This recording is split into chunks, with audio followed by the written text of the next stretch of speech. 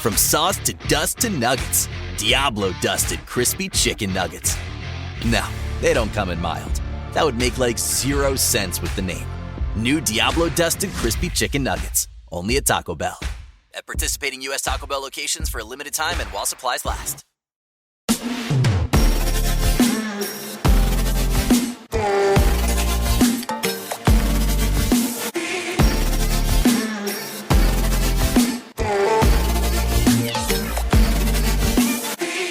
Welcome back, Crime Besties. Here we are for another episode. I feel like this week has gone so quickly and we're here again recording. Oh, absolutely. I hear you on that. No joke. This week has just disappeared with a blink of an eye. Yep. Totally. I think I said this in last episode that one of my work colleagues and listener of our podcast, she said that as soon as you get into the BER months, it just rolls on. And this week... If this week's anything to go by, she's absolutely right. I swear to God, it was Friday of last week yesterday. Yeah, I know. Joke. I know. I feel like even when I was setting up this morning, I'm like, no. Like it feels like, have I got the day right? Yeah. Even Lucas said to me yesterday, he's like, Mum, when I woke up this morning, I had to say to myself, Thursday. And I'm like, so adorable. Why? And he's like, because I was very confused what day it was. Yeah. Thursday. Oh. Here for that, Lucas. Yeah. Can you do that? Can you send that message to me each morning? Because I literally am at the moment waking up going, what day is it? It's Monday. No, it's fucking Thursday. Like, you know, it's that bad. Yeah. I don't know. I mean, there's so much going on. It's insane. But I don't think that helps. I think for me, this week's been really odd because we've kind of, we've only got one last sporting game tomorrow. Yeah. So the rest of the sports have stopped for at least 4 weeks, maybe. I think it's actually, 4 it's at like least. a while. If you're not in the so finals. we've got no training, nothing like that, which is so nice. Oh, it's been so relaxing. And then I've also, my eldest has been at camp this week. How quiet is your house? The house is so quiet, but I do really miss him. I can't wait to see him this afternoon. He'll be so feral. Oh, feral. Absolutely gross. Absolutely gross. And the camps stink now that, like, you know, they're like that age. Yeah. Like that's now level of, you know, you're gonna stink a bit when you get home. Yeah. I'll never forget that. I remember it must be like a year 7 or year 8 getting in the car after school camp, and we were gone for like a week though. And we literally camped. So I remember getting in the car and my mum just going, oh God, the window's down. Windows down, and you're getting in the shower the second we walk through that door. Yeah. Well, at least they have showers at this camp. Whether or not they use them, I don't know. And for how long? Yeah, exactly. Just get the bodies wet. But Oliver's very he's very clean and very about I know he'll have a shower every day. He won't be able to not. No, he's a very clean boy. And like he's that's got, good. Like, you know, he had to actually, because they weren't allowed to take any kind of spray deodorant, which is fair, I think. Yes. Can you imagine the stink of that place if they were allowed to? Spray going everywhere. So, and he only has spray, so he had to go up and get himself some deodorant. Right. Well, it took him bloody... the choices. Honestly, it took him like 10 minutes to choose which scent he might like. Yeah. So I feel like smell-wise he'll probably be semi-okay, but the exhaustion, he's just going to be foul. Yeah. Oh, the deodorant aisle now with young boys, it's hilarious. I've got, you know, Mason who's like knows what he wants, just wants the roll on. Like, you know, just it needs to fit the purpose. Yes. We need that, and that's nothing no smell, extravagant. no fragrant, no, you know. Yeah. And then there's Brody who'll stand there for bloody 10, 15, 20 minutes. Oh, I kind of like that one. Just hold that one. I'm gonna check these ones now. Oh, God. Like, and I want to future. I need to take a bloody can of coffee with me so we can change the smell. Some coffee beans. That's actually not the worst idea. I'm surprised he hasn't asked you to do that. Oh, God, he would too. Yeah, he would. He's like, no, I need to choose a new fragrance. Oliver's super into the Lynx Golden Mango, and it actually does smell really nice. Oh, I can tell you right now that just the fact of the name Golden Mango, Brody be into it entirely. Yeah. So he's already on to me saying, when can I start having mango in my lunchbox for, you know, like, well, maybe when I win Tats Lotto, as well. It's still a bit off before they're $2 a mango. Exactly. Although strawberries are cheap again, thank God. Thank God, but he won't eat them in his lunchbox. He'll devour them at home. If I put them in his lunchbox, do you think he'll fucking eat them? Oh, come on. Does my head in that shit? Like where the stuff they eat at home but not in a lunchbox? Yeah. I don't understand that one. Oh, that's annoying. That's really annoying. Nope. I sent Lucas to school today with a lunch order, so Subway Fridays. Well, I wish my kids had ate that, yeah. Oh, don't get don't get confused. He literally just has ham and cheese in it. That's it. But it's no actually a veggies. cheap one, I find. Yeah, Like, compared to the other one that we do at our school, like that can get exy. Yeah, my kids don't really like the other one because our school doesn't have a canteen. No. So they I don't know if any of them even do anymore. I don't think many do. No. So they have to bring in the food from an external company, and my boys reckon it's gross. Oh, like, I it's imagine not it'd be hot. cold and no, I can't even. My kids kill for a lunch order. Yeah, but it's the same thing every time. When we were looking at high schools with Oliver. Yeah. We went to this particular school and Oliver was like, oh, I'm coming here. They had a cafeteria? We walked past, they all have these canteens and they do always take you past the canteen because like that's obviously very important. It's for the kids, yeah, for the kids. And Oliver was like, oh, Mum, they have Japanese curry, butter chicken. Whatever else they had, and he's like, I really want to come here. Do they do a good ramen? Yeah, I'm assuming they would. He's like, I really want to come here. I'm like, well, let's just see if this is the right school in other ways. Oh, Jesus. We'll see. I love that's one thing K-pop Demon Hunters has done great for my family is that now Brody will eat ramen noodles like in a cup thing. Yeah, because the Huntrix eat those. So with their name on them, that has got to be a merch grab. Like when are they going to release those? Actually, they're gonna come. Oh, they're coming for sure. Oh, I'll buy them. Yeah. Hello, I'm here for it. It is so good. I'm fully obsessed. Peter was telling me the other day that whoever originally was going to buy K-pop Demon Hunters was like, they decided not to. Or they had the rights for it and they sold the rights to it to Netflix for $100 million. Yeah, right. And it has just, obviously, it's exploded and it's earned, many multiple times of that for Netflix. And there's going to be more of them. Yeah. So, yeah. Oh, God, I love it. Bad decision. All of the, like the theories of what's going to happen next. Yeah. I'm all in. I'm all in. Are you? I haven't done the deep dive into that yet. But last night, because Ollie was on camp, I said to Lucas, look, we can do something special, the two of us, because Peter was out. Yeah. And he's like, can we just have dinner and watch K-pop Demon Hunters in bed? And I'm like, sold. Yeah. I am so for that. So for that. So it was really cute. So I have to watch it and then we get to the soda pop theme and obviously it's like, pause, I need to get my stuff together. And Brody comes out with, he's got to pull out every dance move like in front of the TV. He doesn't look at the screen and he knows every move to that dance is amazing. And pulls it out. And I have to record it. And you haven't sent that one to me yet. Oh, haven't I? No. Oh, lucky you. I haven't had a soda pop yet. Oh, and apparently, so they've put together a little Sarjo Brothers group. Yes. And you know what Lucas's character is in that? Is he Baby? No. Oh, who is he? So Brody is Gino. Yeah. And Lucas is Abby. Oh, Abby. Because he's got the best abs, apparently. He actually does have amazing abs. I loved it. Oh, that's so funny. Like, that is perfect. Oh, that is so funny. I love it. Oh, he didn't tell me that. I knew they'd put it together, but I didn't realise they'd assign. Oh, yeah, they'd assign characters. Oh, there was no question, apparently. Right. No question. Of course. Oh, that is gorgeous. I love it. All right, let's get on. Enough of that. I know we could chat for ages. Go for ages. We have so many shout outs today. So thank you to everybody. We have had a real bumper Instagram comment sort of thing this week. Yeah. And I just want to do a really... No, I think it's Instagram's taking over because TikTok's just dying at the moment. The algorithm has completely ruined me at the moment. But I don't know. Far out. You never know when they change the algorithms or how. You just got to keep going with it.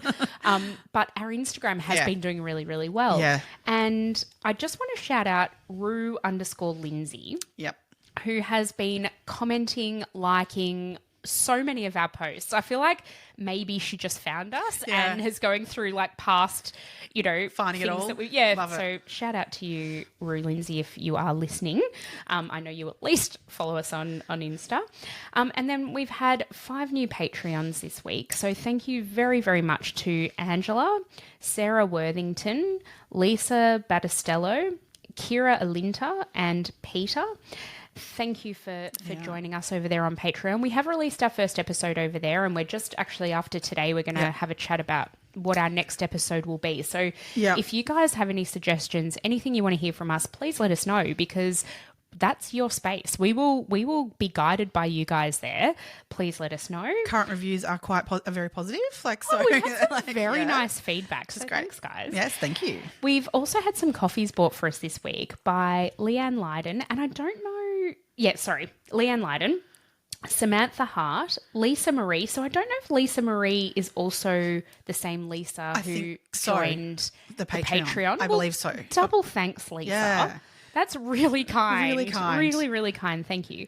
And then our last... I think she's the one that we're getting her through with her new 3-month-old baby, like that she's listening to us whilst doing all that. And we've been there and we feel it. We know. Actually, when I had a 3-month-old, that's when I listened to the teacher's pets. Yeah. So I get it. In those middle of the night feeds, like, what do you do? You're sitting in darkness. Absolutely. Yeah. Oh, yeah, I remember those days. And then to Fiona Wilton, who has sent us the most gorgeous message as well, saying that that she was describing her life and how it aligns with our chaotic lives, and she really related to the stuff that we talk about. And then Meg sent her back a message saying, like, you really do sound like our people, just by what she'd written. And she was like, oh my God, I wish I was one of your people. Well, you know what, Fiona? You are. Join the besties. You're here. Yeah. You're here. We love it. And thank you for your support. And thank you to everybody who's shared our podcast as well. We know, I can tell by the stats this week that we've actually got a fair few new listeners by the looks of it. So thank you very, very much. And welcome to all of those of you who are new to the besties. Absolutely. Thanks for joining us. That's amazing. All right. Oh, this one's a good one. Yeah. It's a very interesting case. Now, I think before we even get started, well, we're talking today about the murders of Margaret and Seana Tapp. I think I need to say at the very beginning of this, Andrew Ruhl is the foremost point person on this case. So he's a reporter, a journalist, and his podcast is called Life and Crimes with Andrew Ruhl. Great podcast. Brilliant podcast. I just love him. Yeah. But he was actually a police reporter at the time. This murder took place in 1984. He was a police reporter at the time.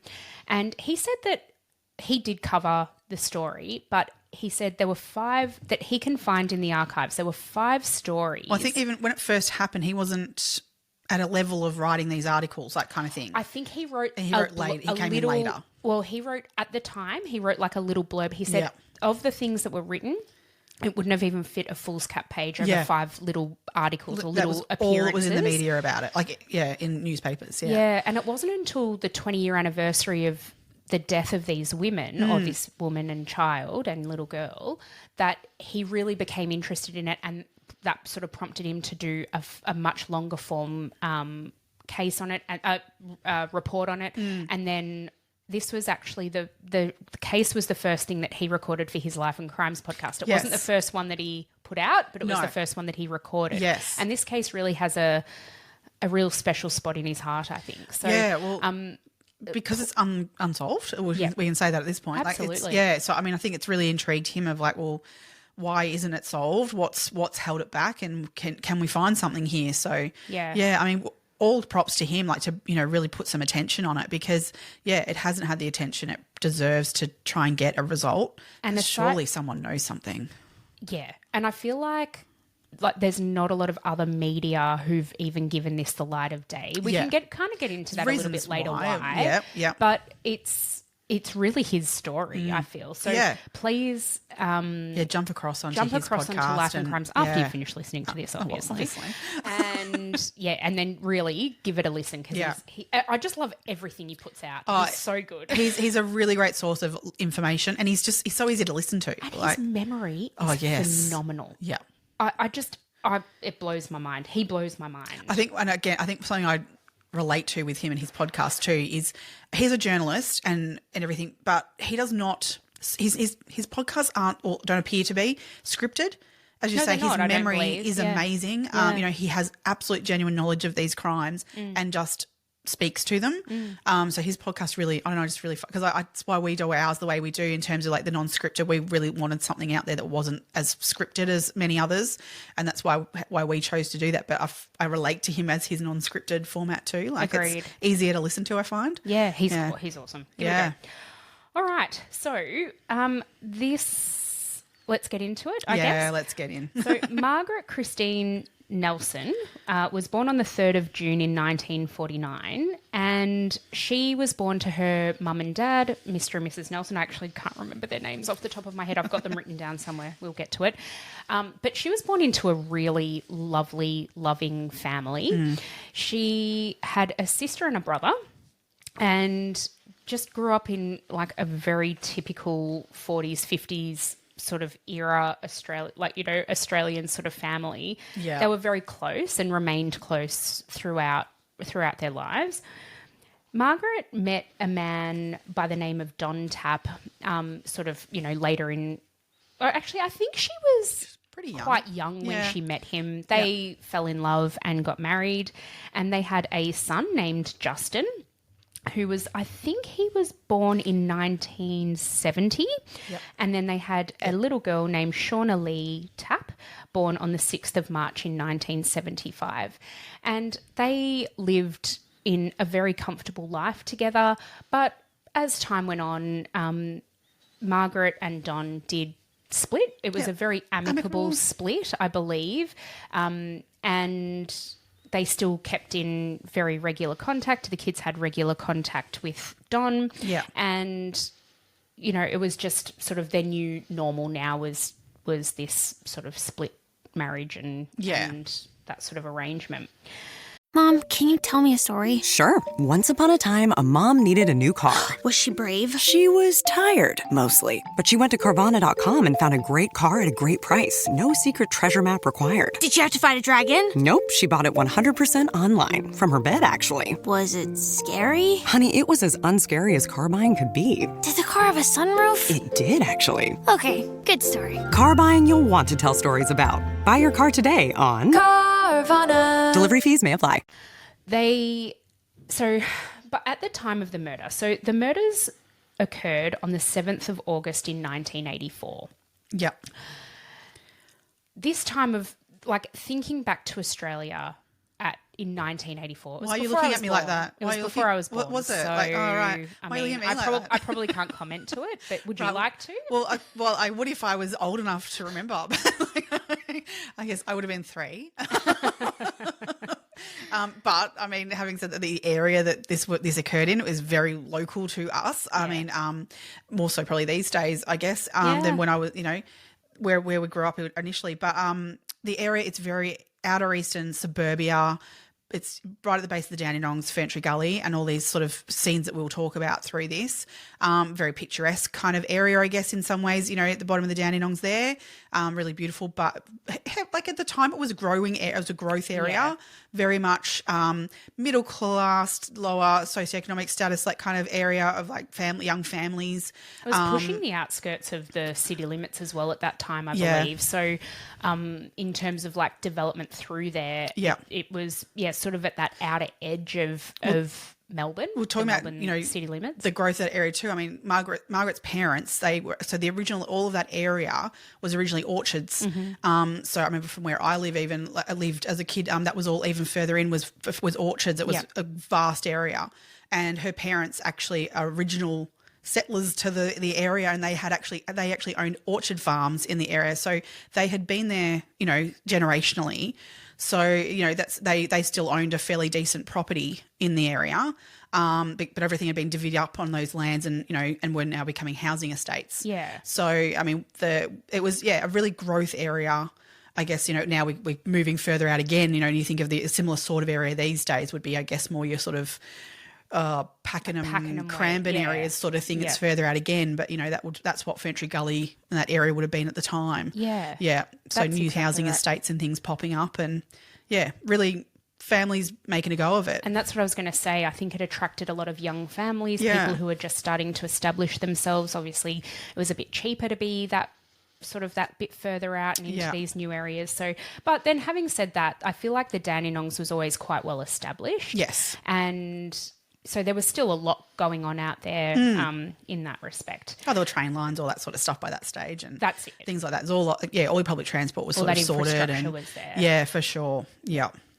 So, I guess we'll get into actually what happened on the night, and we'll go from there. So, on this particular night, Margaret had agreed or had actually invited a friend of hers, a man by the name of Jim Rowlands, to take her to the opera. Now, Margaret was an incredible woman, an absolutely incredible woman. I'll just get into a little bit of a background about her actually before we get into this, because I think this just gives a bit of an idea of who she was. Who she was, yeah, for sure. So she was a nurse, Yes. and she was actually at the time studying law part-time. At Monash Uni. At Monash Uni. Her idea was to go into sort of medical malpractice law because she obviously would then have the experience with the medical side and then What a doing great a law idea. degree. Like, yeah. Incredible idea. Yeah. She was such an intelligent and such a go-getter of a woman. She was learning how to drive semi-trailers because an ex-boyfriend of hers actually, they owned some kind of crop farm in South Australia. And over the summer, she'd offered to go and help them, I don't know, truck their crops to wherever they needed to go. Yeah. So she needed to learn how to drive a semi-trailer, so a semi-trailer. So she was learning that. Yeah. She was involved in lots and lots of different sort of like community things, and she had a lot of men interested in her. She was very social, and she was very much like into maybe the dating scene, and Should have kept her options open. you go. Well, yes, she did. She did have her eye on one particular man, but we'll get to him in a minute. Yeah. So, yeah, her life was very rich and very full. And then obviously she also had her 2 children who took up a lot of her time. At the time of the murder, though, her son, Justin, was actually living with her parents. Yeah.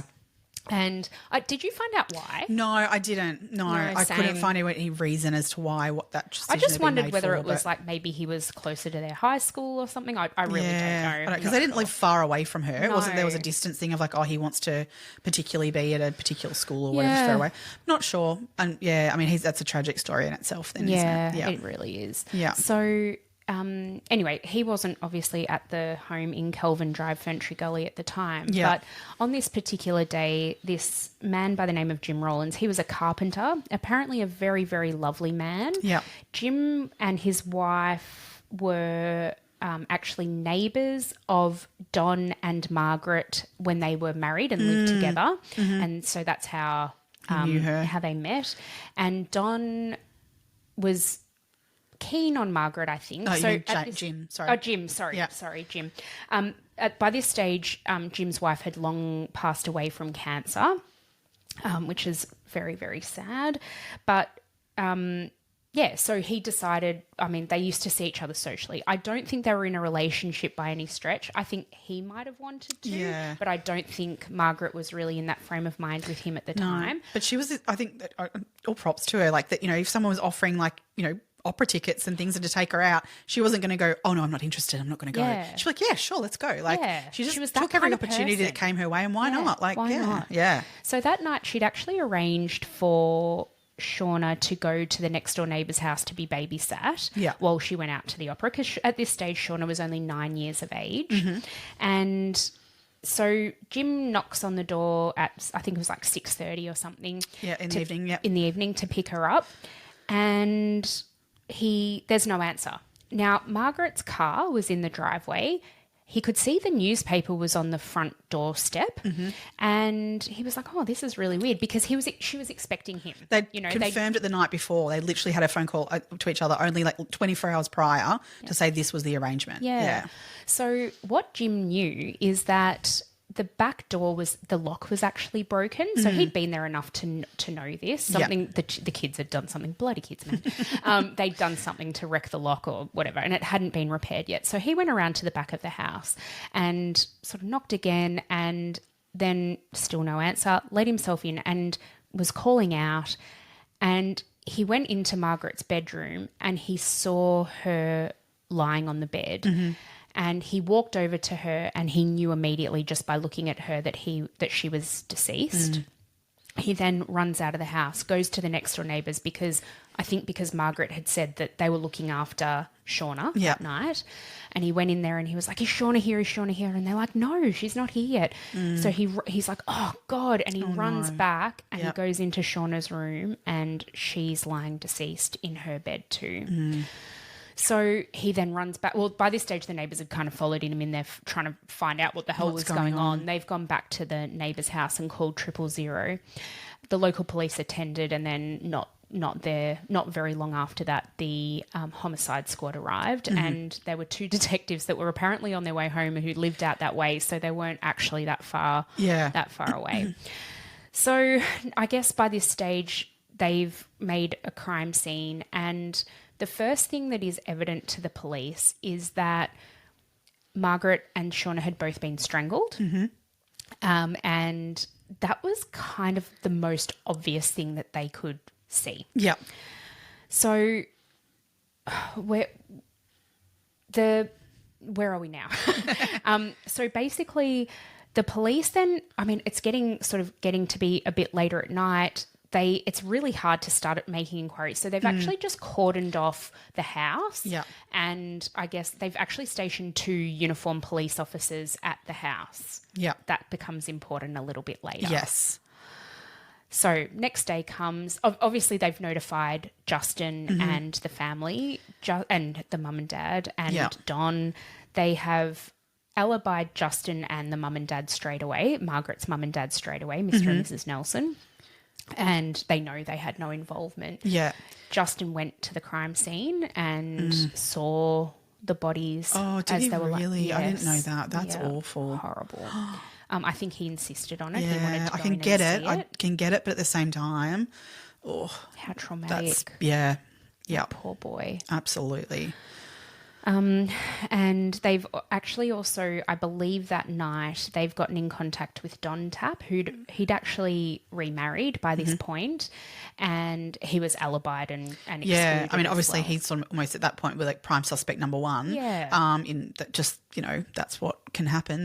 But they alibied him very quickly. He was ruled out very quick, and he was apparently very helpful in terms of didn't hold back anything. Was very open, honest, and they ruled him out very quickly. Yeah. I guess at this stage, the number 1 suspect was actually Jim. Well, the that's true. carpenter, Yes, the opera date, because he found the bodies. Yeah.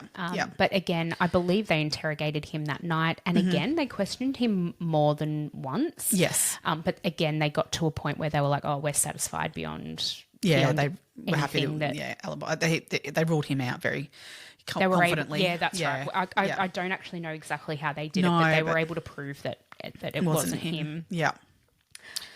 So we've got to now think where the police are at. They're Yes. like, okay, we've got these 2 dead bodies. They know that on Seana's night dress, so on the 9-year-old little girl's night dress, semen was found, not on Margaret at all. So the bodies have obviously gone for autopsy to determine their manner of death, and they both died by strangulation. Yeah. So same manner of death. I guess the police assume at this point that Margaret was probably killed first. Yes. Because... So she couldn't protect Seana. Yeah, that makes sense. Yep. Like, that makes logical sense. So to me, that makes me think, well, then this was a child predator. That's to me, the way that was done, and also the fact that that's been thought through, of that you're less likely to wake the child than the parent. You like your parent's more on alert on those that sort of thing. That that you're gonna if you can get rid of the adult, the child's then very vulnerable. Yeah, absolutely.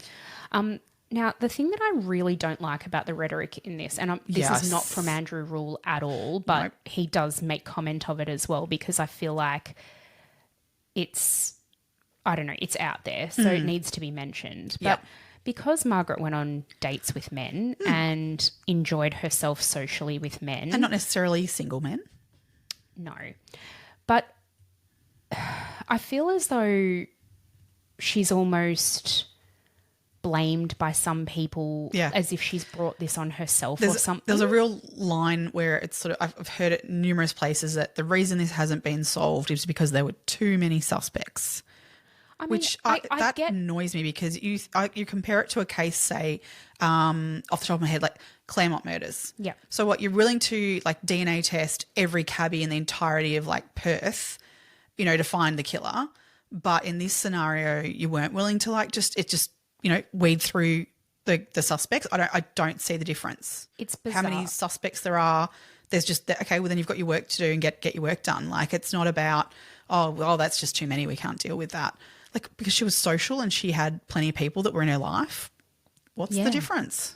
And it's not, no one wants this. No one would want to bring this on themselves. No. Like she was, as you said, she was just a social woman. She lived a fulfilling life. Good on her. Who gives like okay, it's there's an ethical or moral question about dating known married men. Yeah. But that's not that for doesn't judgment. mean you don't, you do deserve the best to die. Or deserve to be murdered. But for a daughter then, like, That's like how right. can they just But then one of the articles, or no, it wasn't even an article, it might have even been on Reddit, fucking hell. But people were saying, well, maybe if she hadn't have been promiscuous, that maybe that wouldn't have invited or they wouldn't have seen Shauna. And then, but I'm like, no, this is not you can't Margaret's live under fault. a rock. But also, this is not Margaret's fault. She didn't do this. Do you know what? If there's people like that, then they just shouldn't exist. It's 100%. It really fucking pisses me off. We This should is be not able to her fault. freely live and Yeah. do our lives without the threat of someone being murdered That's or right. raped or That's right. Nah, fuck it. So let's have a chat about Yeah. potential suspects. Yeah. Then. Cool. So the first suspect that I want to talk about is the doctor who bought her the house. Okay, yes, Dr. Bradkey. Dr. Bradkey. Yeah. So Dr. Bradkey was a married man and he had a family and so Margaret worked at the William Angliss Hospital and he was an obstetrician there. Yep. And they obviously met at work and started a relationship. And according to Margaret's best girlfriends, her confidants, she loved him. Yeah. She wanted I think she was a little bit obsessed with him. works with him. Yeah. She wanted everything with him. And he must have felt similarly because he bought her that house in Kelvin Drive in Ferntree Gully. While still married. Like, I mean, he's married a man the whole time. Like, he made the choice. He bought her a house. He bought her a house. Yeah. Now, I guess somewhat tragically, or no, definitely tragically, he was actually racing from where had he been? I can't actually remember where he'd been, but he was going from somewhere back to the Angliss Hospital one night to deliver a baby. So the William Angliss Hospital is the hospital in Upper Ferntree Gully, so it's not far from where they live, very close by, like their local hospital. Yeah. So he was actually coming down the mountain, coming from the Dandenongs into the gully to the hospital. Yeah. And he lost control of his car and crushed it, and he died on the way to deliver this baby. So in the fallout of all of that, this was before Margaret's and Shauna's murder, by the way. Yes, this was a year before, 2 years think before. about 2 years. 2 years, yeah. In the fallout of all of that, his wife has then discovered that he owned this property. Did she already know? Oh, she knew there was the affair. She knew about the affair, but she didn't know about the property and that? No, she didn't know about the property. Yeah. And so anyway, there ended up being a bit of a legal battle because Margaret was like, well, he bought this for me. Well, no, Margaret actually was under the impression, what she put into the court documents was that in his will, he had left that house to her.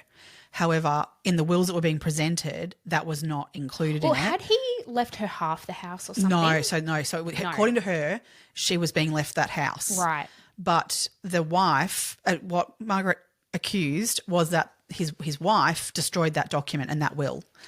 Oh. Okay. And so in the court battle of it, the judge ended up ruling that she had a claim, and so what he awarded was half of it, not full. Yeah, okay. Because of there being, two parties having two different versions of events. Yeah, okay.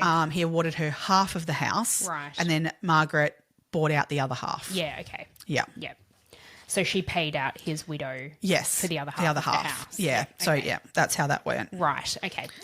That makes sense, I guess. Yeah. But yeah, obviously had to go to court over that. So, there was quite a nasty court battle between the two of them. Can you imagine how horrible that would be as his wife? Absolutely. I can see, absolutely. Yeah. That would be awful. I'd be furious. Not only has your husband died in very tragic circumstances. Yeah.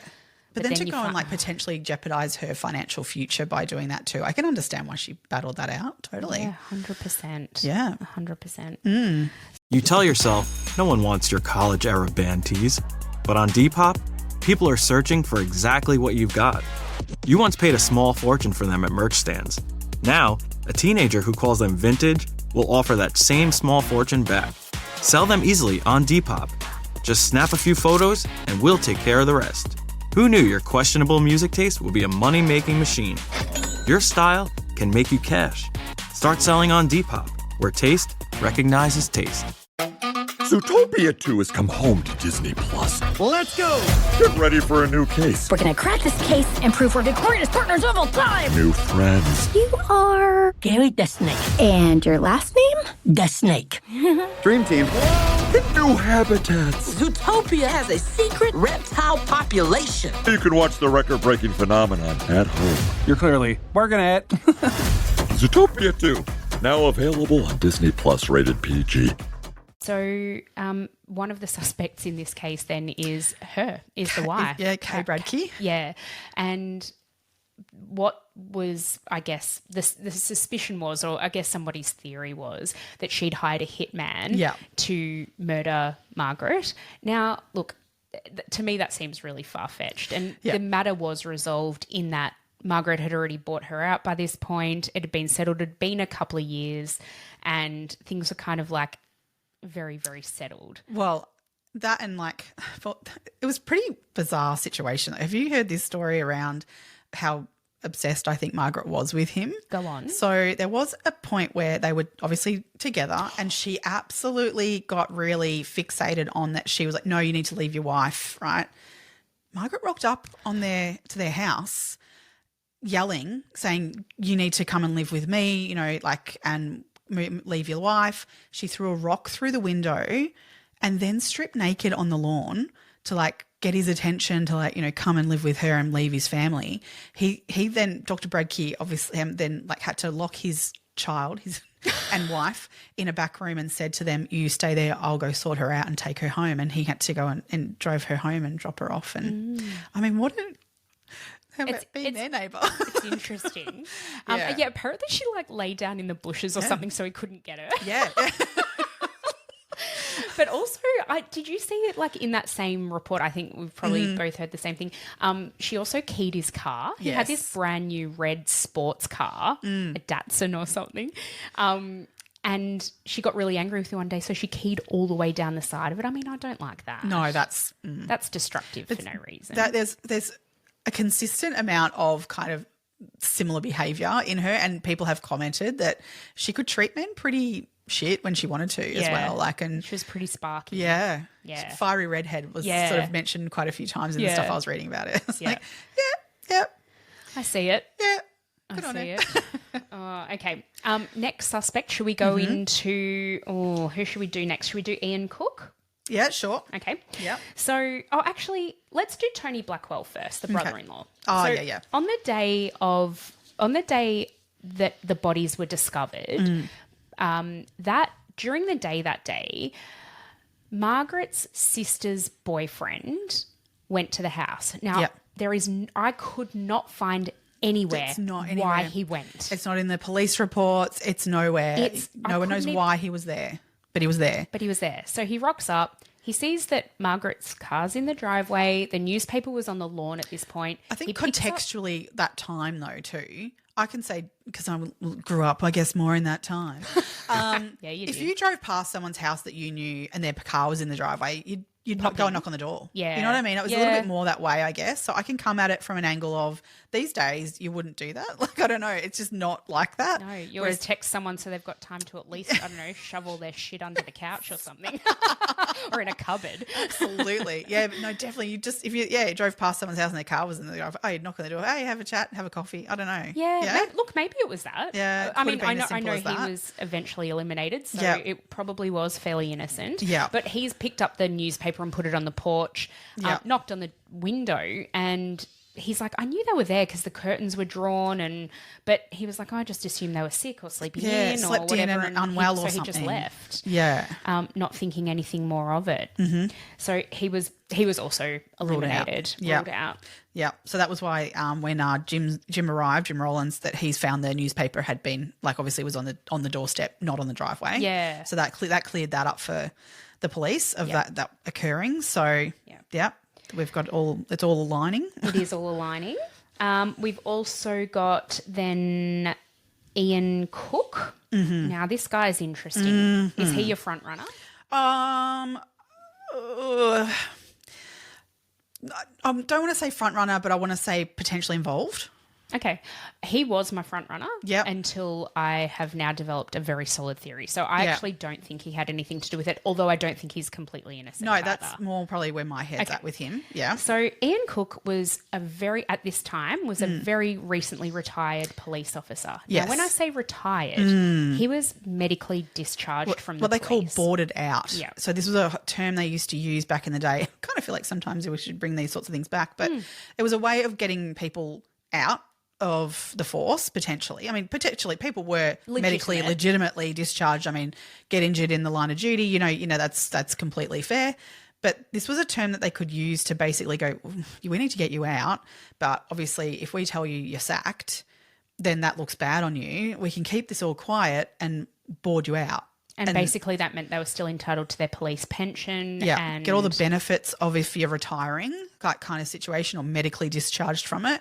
But not the label of it, that you're being fired and sacked. So he was in his early 50s. I think he was like 54 at the time when this happened. And this boarding out had only very recently happened. Now, he did have a connection to Margaret in that he was part of the same Masonic lodge that Margaret's dad belonged to. Mm-hmm. And a lot of police officers at the time were Masons and were Freemasons. And especially homicide detectives. So it was a very intertwined and linked sort of network of people. And this Ian Cook, who wasn't actually a detective or anything, I think he was just a senior constable. Right. He was a general duties police officer. Okay. But because he was a Mason, he'd met a lot of these homicide cops and whatever. So back when we were just talking before about the police, the night of the murder, cordoning it off and popping a couple of uniformed police officers there, he actually rocked up to the scene, this Ian Cook, and he was like, oh, well, I actually left a book inside. I'm just going to go in. Showed him his badge. Which was not valid anymore. He should have had it with him. I don't know if they'd take them away. I know cops do keep them. Yeah. But it's not valid. Like, he should not have done that. He wasn't a serving police officer that would be illegal in that he falsely represented himself. For sure. So he's gone in because he said he lent Margaret a book. Didn't want to get wrapped up in this. Yeah, so he didn't want to have to go into an inquest or anything. Yeah, just because what would be the point in that? I've got nothing to do with it. He's gone in there. Now, the inference is that he's gone in there to pop his fingerprints everywhere and have a legitimate reason for doing so. And so if his fingerprints were found somewhere, he'd be like, oh, yeah, well, that's because I go there all the time. I went to pick up my book. Went to go get my book. Yeah. Mm-hmm. Okay. He's really sus.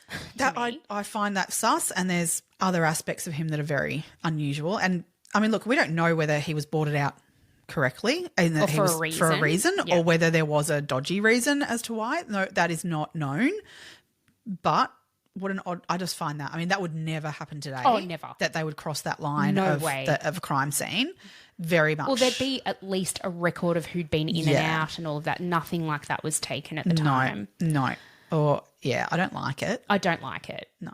And this poor uniformed police officer wouldn't have known any different, probably. Well, he would have looked to them as a 54-year-old man. Oh, he's more senior than me. You know, like, oh, he's got the badge. Oh, just better let him in. Do what you do. Yeah.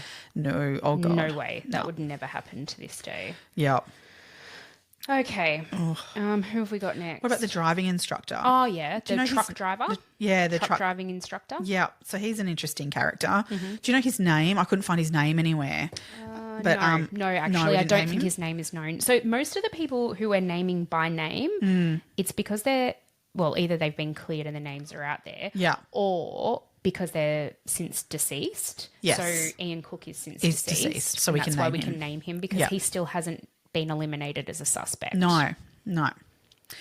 So the truck driver who was teaching Margaret how to drive, apparently he had put some pretty hard word on her and very much unwanted by Margaret, but she continued to want her driving lessons. He was offering her driving lessons with for free because he was very keen, and so she was like, well, I'll take the free driving lessons, which was what we're talking about. Like, she wasn't shy in terms of like going, oh, I don't want to give him any ideas, so I'll back off and not take my free driving lessons. She's like, fuck that. I'm taking the free driving lessons. He can think what he wants. You know, I love that about her. So yeah, she was doing that. But he was married. Now when he was interviewed with his wife in the same room.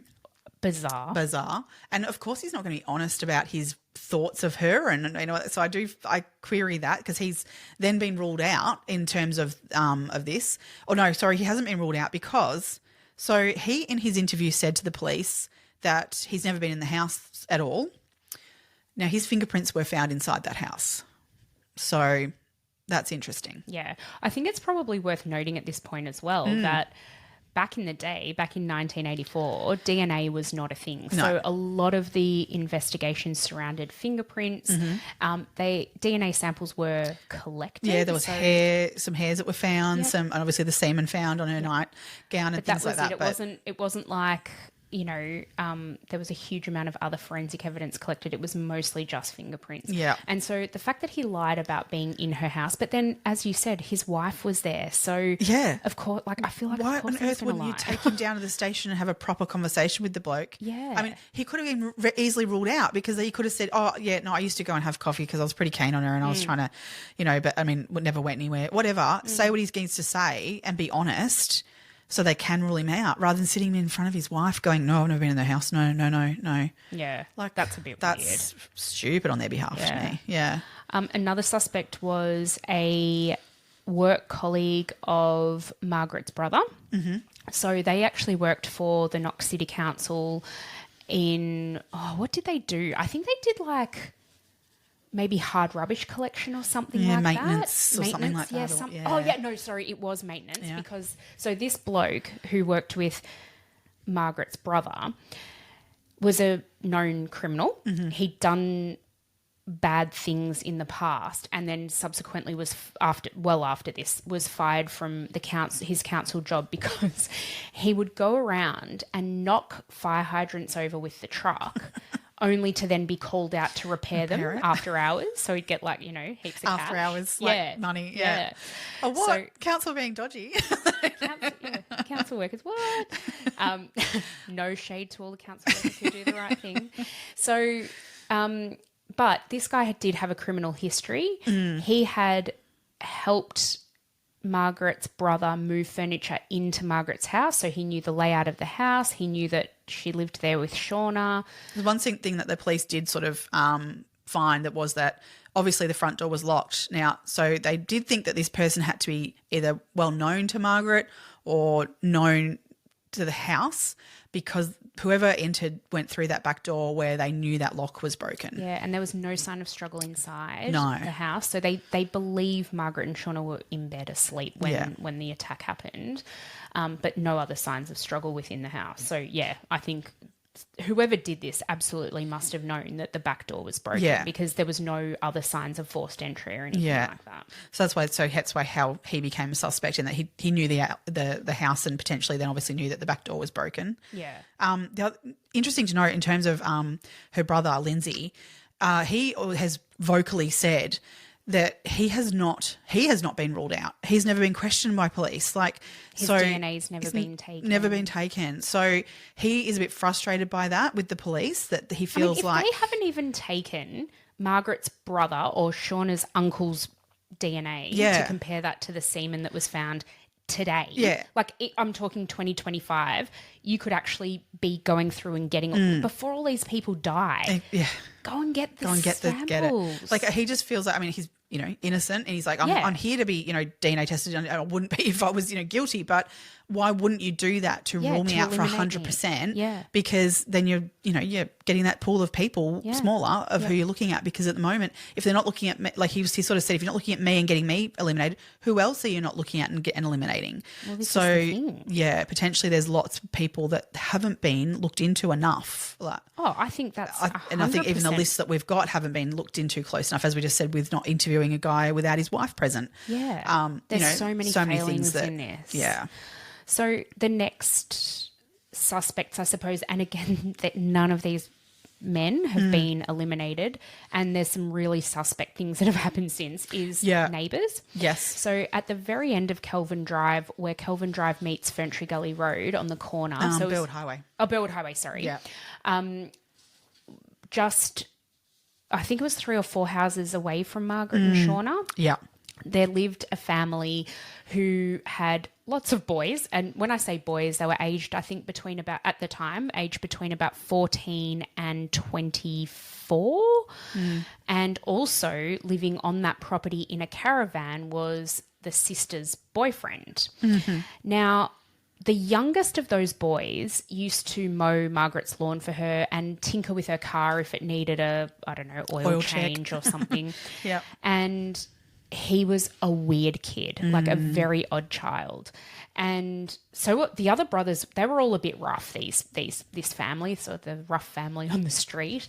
And they'd been involved in petty crimes and that kind of thing. And this youngest boy was very, very odd. And he was almost obsessed with Margaret. Yeah, vocally spoken to many people on the street of what he thought of Margaret. And he knew everything about her movements and what she did and where she went and who she was with. Like he was almost obsessed by her. So, but again, the police haven't ever eliminated any of them. And the thing of note now is that the boyfriend of the sister who lived in the caravan on that property, he has since been charged with rape offences against children. I didn't know that. Yep.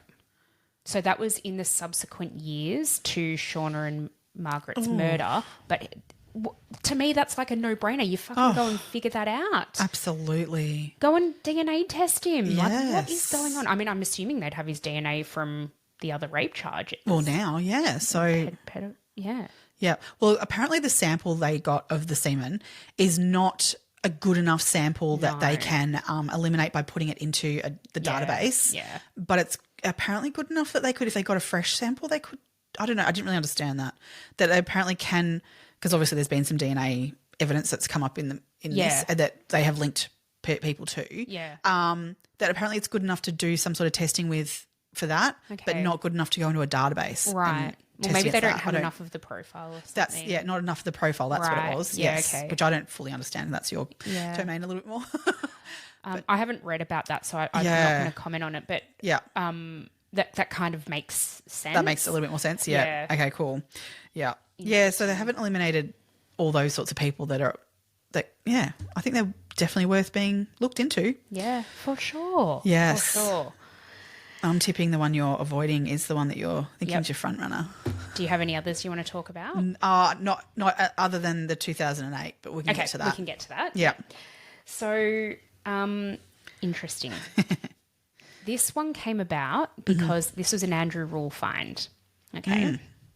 So, because Andrew Ruhl is so well connected, he'd gone over to Western Australia to do a story on something or other.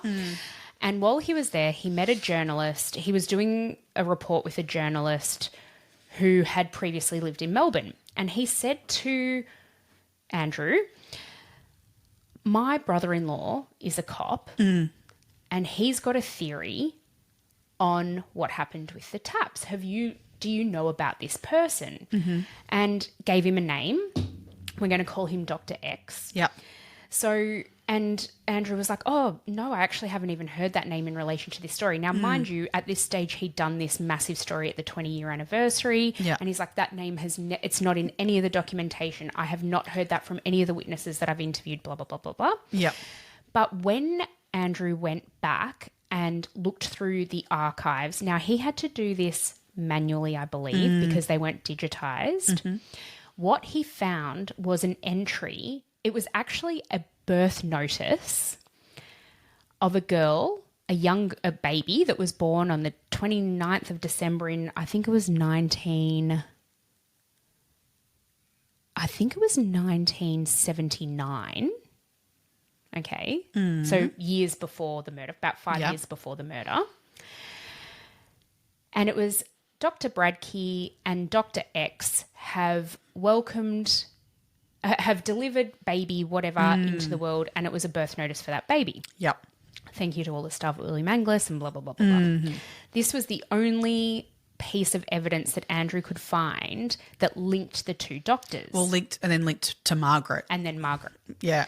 So he has then gone, okay, I'm going to investigate this a little bit further, because from what the journalist in Western Australia had told Andrew, this Dr. X had actually come up against some very serious charges later, well and truly after Margaret and Seana's murder. Yeah. So he's gone and started looking into this. And what he found is extraordinary. This man, Dr. X, owned a property in Ferntree Gully. Yep. Okay, that's fine. He was a very avid tennis player. And back in the 80s, what did everyone wear when they played tennis? Dunlop volley tennis shoes. Yeah. One of the pieces of evidence at the crime scene were perfect imprints of a size 11 Dunlop volley tennis shoe, and the imprints were made with Ontakar, or the clay that is used on tennis courts. Yep. And he had a private tennis court at home that was Ontakar, and he also played at Ferny Creek Tennis Club, which was also Ontakar. Yeah. And he had size 11 feet. Yeah. Okay. So all of this is like, oh my God, you know, this is all adding up. Now, no one is saying that this man is the man who did it. It's just there's a lot of evidence to go towards this, and he has never been interviewed or eliminated. So Andrew was able to track down this man's son, and his son hates him, absolutely hates him. And he found out that that's because he had actually been convicted of pedophilia. Yeah. And this was, I think the youngest girl was 6 years of age. Yuck. He also raped older women as well, like women. I think his age range was somewhere between 6 and 29. I think was sort of, he kind of bounced between like older but not that old, like kind of women. He didn't go, So he had such a reputation in Ferntree Gully. He was a GP/obstetrician. So he'd deliver at the Angus, but he also had a GP practice. He had such a reputation that women would not go and see him alone. They would always take their husband or their friend or somebody to go with him. Yeah. You just can't even imagine it. When the charges were brought against him for the rapes and like the pedophilic behaviour, he actually moved to a clinic in St Kilda pending charges and trial and all of that. And I believe there were victims there as well. Oh, God, what a shit. He has then moved to a border town. So I don't know exactly where he lives to this day. As a known sex offender, he is now living between a primary school and a skate park in this border town. Andrew Ruhl says that he has been there. He has spoken to the neighbours and spoken to the people in this town, and everybody knows who he is and what he's done, and they keep a very close eye on him. He reckons that if anyone saw him anywhere near a child, he'd end up in the Murray. Yeah. Well, fucking he deserves it. Yeah. So he's my front runner. He's my I think they at the very least need to eliminate him. He's still alive. Yeah. They need to at least eliminate him. Yeah. But he has never been questioned. We know he knew Margaret. We know they worked together. They worked together. We know that he socialised with Dr. Bradkey. They probably went out socially. And if he was a pedophile, he would have seen Seana. Yes. Yeah. Like they would have gone to Margaret's house, picked her up, whatever. Yeah. What the fuck? Like, to me, this is a no-brainer that this absolutely needs to be thoroughly investigated. Yeah. Yeah, there's a lot more to go into him. He's clearly a front runner that needs to be looked into. To me, I just think there's so many. The Dunlop volley shoe imprints, just all of it. He needs to be looked at. Absolutely. My only thing with this now is that our favourite, Ron Eddles. So he's a Melbourne detective. He's retired now, but in 2014, as he was heading up the cold case squad, he was handed this case to have a look at. And I trust Ron. Yeah. And I dare say he would have looked at every angle of this. He did also give it to students at the Detective Academy to look at and bring to him anything they thought needed to be looked into further. And there still is nothing more. So I feel like if he has ruled it, he's not ruled it out. He's not been eliminated, but surely he would have pulled him in and had a conversation with him. The other thing that I find really interesting, so Shauna went to Wattleview Primary School. Yep. I don't believe they looked at any of the staff there. I know the students there were gung-ho at trying to find them. Yeah. There was a lot of them that sort of got a bit of PTSD from this, absolutely they'd be traumatised from hearing their classmate went through this. But I can just imagine back in the day them all of them getting on their bikes and starting up a sleuth crew and trying to find the clues, and because they wanted to know who had hurt their friend. That's awful. So she was a brownie too. Yeah, and I mean, again, another place where there could be some interesting people around, especially back in the day. Yeah. So do you want to talk about the 2008? Yeah. So in 2008, they did actually arrest someone for this, which was super exciting, particularly for Margaret and Seana's family, thinking that they might have an answer for this. So they arrested a man by the name of, I'm going to get his surname botched, Russell Gassar. Yeah, I think that's how you say it. Excellent. So they arrested him, and they arrested him based on DNA. That his DNA did connect him to the DNA that was found on Shauna's nightgown. But very quickly after him being arrested, they had to drop the charges. He has not been cleared, I'll say that, but they have dropped the charges due to the fact that the DNA was contaminated. So apparently what has occurred was that his DNA was being tested for something in the same lab where the stuff for Shauna and Margaret was being tested, and they think there was cross-contamination that created that. Yeah, so apparently the night dress had been on the same table or same workbench as his DNA sample, and it hadn't been cleaned in between. Yeah, right. And so the laboratory pretty quickly figured out that they couldn't actually say definitively that it was his DNA that was found on the night dress. So they had to let him go. But as you said, they've never arrested him again over this, but they certainly haven't eliminated him either. There was other evidence that they haven't released to the public by any means, that they had him, potentially linked to this, but not as extensively as the DNA. Yeah. So, I mean, this was kind of in 2008, this sort of became a bit of a split in terms of how DNA was being viewed, because previous to this, pretty much if there was DNA, you were done. Whereas now the way DNA is kind of viewed is that DNA is one thing, but you need to have it line up with other things as well. You can't just have a case based solely on DNA. Yeah.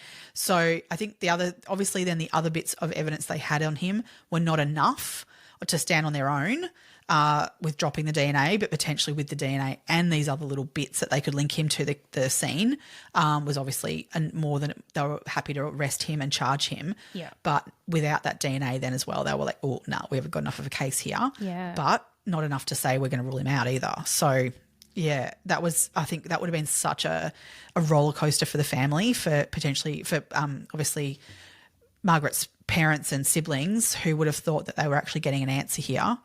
As well as Don Tapp. So it's awful that occurred, I think, for them to get their hopes up that they'd found someone, and then unfortunately. Yes. In 2015, investigators reopened the cold case, and now there is a $1 million reward out for information leading to an arrest in this case. Yeah. So I think that's a really good thing, and I feel like, so much time has gone past now. What are we? It's 40-odd years later. Yeah. And, I really hope that financial reward will potentially lead to something. I mean, it's been a long time. It's been 10 years since that was announced, but the offer is still up. Yeah. The reward is still available. And when I say earlier in this episode that surely someone knows something, but that's where I think I worry that if it is that guy, the Dr. X that we talked about, and if he's living this kind of isolated lifestyle, on the border town, maybe he is someone who won't talk to someone, won't have let it slip what he's done. Because it sounds like he's impacted many young people's lives and then into their futures. Yep. So this is almost nothing to him, which is just gross if that is the case. Yeah. But I guess he hasn't murdered again. Well, that we know of. he's not been linked to any other murders. No. But, yeah, an interesting one. And I still don't rule out, obviously, again, the police officer, Ian Cook. Same, yep. I feel like, I don't know, if there was something dodgy about him in general, then is there a world that he was a part of a bit of this sort of stuff going on? Why did he turn up to the crime scene the day that they died? And there's a few the other big thing questions was there. Really awful. Like, I find this a bit weird in that, so the funeral for Margaret and Seana, like, Ian Cook was in the family car on that day. That is so fucking bizarre. He was in the morning car. And Margaret's sister was like, what is he doing here? Because they all found him hated really him. creepy. Yeah. They didn't like him. No. I find that really odd. And I just feel like then it makes him look more interesting in this. Agreed. So that's when I sort of go like, okay, I'm not ruling out that Dr. X is maybe the perpetrator here, but potentially he had a cop mate who was covering things up for him in the area. Yep. And if he was a local-ish person that was doing that for him, did he do that in this example and like rock up that crime scene to remove something that would have directly linked Dr. X to this scene? Yeah. So it makes so many question marks over it. I know. There's so many things like that out there. The other one that I think is what's not helped this is less publicity at the time of this incident occurring. If it was more publicised. Yeah, we alluded to this earlier. So yeah. I believe from what I can gather that Margaret's parents, Mr. and Mrs. Nelson, didn't really want the information out there. I think because of the rhetoric that was going around that Margaret was this promiscuous woman, and that was the cause of, if it wasn't for that, then these two women, this mother and child wouldn't be dead. Incorrect. But I think they were a little bit embarrassed and didn't really want the information out there. They most certainly weren't appealing to the media or to the public for any information. They didn't do any interviews. They did not want any bar of the publicity of it. Which meant that then there was no story to run, because there was no one to talk to. They wouldn't provide photos or information on Margaret or Seana's, life to that point, which is where, people start to develop an interest in the story when you get to know that this was a person and this is what this person did and how amazing they were. Yeah. Which Margaret did sound like an amazing person. And Seana, she was involved in everything. Yeah. She was such a bright gorgeous, little girl bright little thing. Yeah. But nobody really knew that about them until Andrew Ruhl went digging 20 years later. Absolutely. So the other real tragedy in this story is what happened to Justin. We talk about that ripple effect every time. Every time. Yeah. And it is untold, because as we go through this, you'll get to see more people who've been affected by this tragedy. So Justin went over to live in the UK. So he actually had dual citizenship because Don Tapp was from the UK. Yeah. So he decided, I can understand this. He Absolutely. needed to get away. And I think as soon as he was 18, he moved over to England. He had a very, very serious alcohol problem. Yeah. Now, again, I can understand it. I don't know whether he had any psychological intervention after this. I don't know what that side of his life looked like. But when he was over there, he met a woman and they established a very solid and strong relationship. But she said, I think her name was Michelle. No, I think you might be right. And she said that she loved him deeply and he loved her deeply. And she said he was the loveliest man she'd ever met. Yeah, she spoke so beautifully about him. But she said, we just couldn't. So she had a daughter from a previous relationship. Yeah. She said, I just couldn't expose my daughter to that anymore because he would drink himself silly every day. Apparently, from the time Seana and Margaret were murdered, he never slept a full night. God. And so he would drink himself into a slumber, I suppose, in order to just get rest. Yeah. And anyway, it eventuated that they sort of broke up and he went to live on his own, rented an apartment not very far from Michelle and her daughter. And they were still in fairly regular contact. And at this particular time, Michelle was like, I haven't heard from him in a week or so. I better go over and check. She tried calling. He wasn't answering. She said she went to his, this is awful, but she went to his door and there were flies hanging around the door and a really, really bad smell. Yeah. And she got the I don't know, the person who owned the flats to open the door, and they found his very, very decomposed body. To the point where they couldn't actually get any, they couldn't tell what the cause of death was. Yeah, they didn't know whether he'd accidentally died of alcohol poisoning or whether he'd done something to take his own life. It was just not evident because of how decomposed his body was. Yeah. So, you know, and as you say now, Michelle and her daughter are living with that tragedy and that horrible thing that had happened to this very significant person in their life. And this is because of what happened to the person, you know, the person who murdered Shauna and Margaret. Yeah. They're responsible for Justin's death. Absolutely. Yeah. Because he really, really beat himself up over the fact that as a 14-year-old boy, he thought that if he was home, this wouldn't have happened. You know what? I think that's probably true. I do, which is awful to say because you would hate for him to take that on. Yeah. But yeah, like maybe a boy of that age, you know, if he was in that home, someone would have, you know, had a second thought of, you know, going in there because that's another person to, you know, deal with. Just awful for him to think like that though, that he is at fault. He's not at fault. Yeah, maybe it could have changed outcomes, but it's not his fault. It's just awful that he very much took that on, according to Michelle, that was what got to him the biggest, that it was his fault. And it wasn't. No, not that's at the person who all. did this. That's their fault. Yeah. And little things in time, you know, sliding doors moments, things like that, you can't change those. They're, you know, things that are just life. But there is just, endless amounts of people who are impacted by this. I mean, even Jim Rollins has spoken about his, you know, the fact that he found them and the effect that's had on him, you know, because he genuinely felt strongly for Margaret anyway. But just to even find people in that state, that's really impacted his life as well. It's just endless, the amount of people impacted with these events. Yeah. Whoever this massive piece of shit is, I hope one day we know who it is and we can name them and shame them. That's for damn sure. And also that they get what they deserve. I mean, it's been unfortunately 41 years now. Yeah, a lot of times gone past that a guilty person has been out, probably that we know of, out in society. Yeah. I can only hope for the remaining family members and people who loved these two women and Justin. Yeah. That we've, you know, the perpetrator is found and brought to justice. For sure. That is for sure. I just wanted to read a quote that Andrew Ruhl wrote in his latest article on this case. Yeah. After more than 40 years, a murdered mother and her two dead children deserve better. So true. Plain and simple. Yep. Yeah. Whew. Oh, yeah.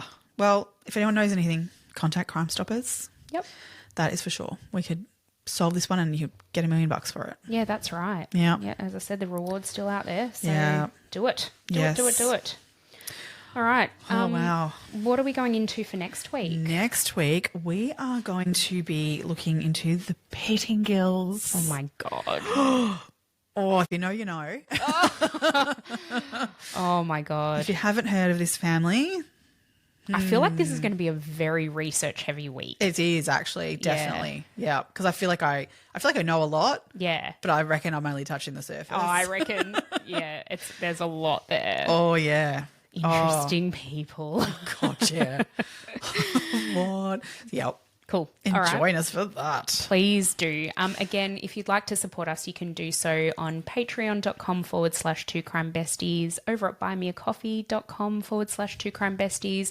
Please like and comment. Oh, actually, one of the things I did want to say, when I was looking at our stats, I know that a lot of people listen who aren't actually following us. So if you could just it's really great if you can just hit that follow button. Yeah. It really, really, really helps us. If everybody who listens hits that button, we're going gangbusters. Absolutely. So, that'd be really helpful. Thank you very much. We look forward to bringing you another episode next week. Absolutely. Stay curious, Crime Besties. Bye.